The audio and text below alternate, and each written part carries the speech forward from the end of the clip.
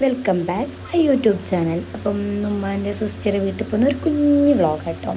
Sister വീട്ടിൽ പോകാൻ വേണ്ടിയിട്ട് നമ്മളങ്ങനെ കൊയിലാണ്ടിയിലേക്ക് ബസ് കയറി.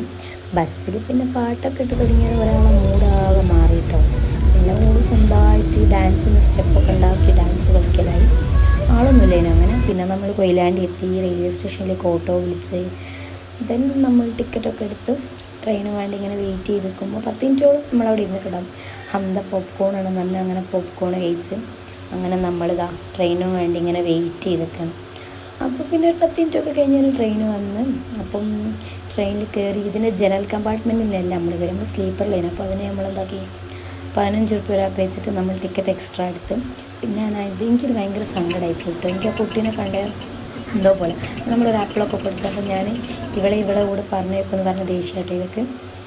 അങ്ങനെ പിന്നെ ഒരു കോഫിയൊക്കെ വന്ന് കോഫിയൊക്കെ കുടിച്ച് കുഴപ്പമില്ല, എന്നാലും വലിയ ടേസ്റ്റ് ഒന്നുമില്ല.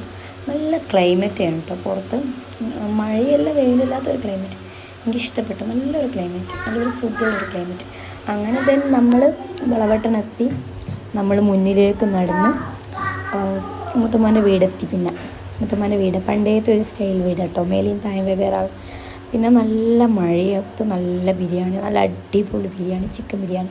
വയറ് നിറച്ചും ചിക്കൻ ബിരിയാണി തന്നു. നല്ലോണം ഫാനിട്ട് ഉഷാറായി കിടന്നു. പിന്നെ വൈകുന്നേരം ഉമ്മാൻ്റെ വേറൊരു സിസ്റ്ററെ വീട്ടിൽ പോയി എല്ലാവരും ഓടി. അപ്പോഴും നല്ല മഴ ഉണ്ടായിരുന്നു. നല്ല സുഖം, നല്ല മഴയത്ത് നല്ല ചായക്കടി തിന്നാനും. രാത്രിയത്തെ ഫുഡ് പിന്നെ മൂത്തുമ്മാൻ്റെ മോൻ്റെ വീട്ടിലേനും. അങ്ങനെ എല്ലാവരും അവിടെ നല്ല അടിപൊളി ഫുഡ് എല്ലാവരും ഉണ്ടായി. നല്ല രസമായിരുന്നു. അപ്പോൾ ഇത്രയേ ഉള്ളൂ ഇന്നത്തെ വീഡിയോ. ലൈക്ക് ചെയ്യുക, ഷെയർ ചെയ്യുക, സബ്സ്ക്രൈബ് ചെയ്യുക. ടാറ്റാ.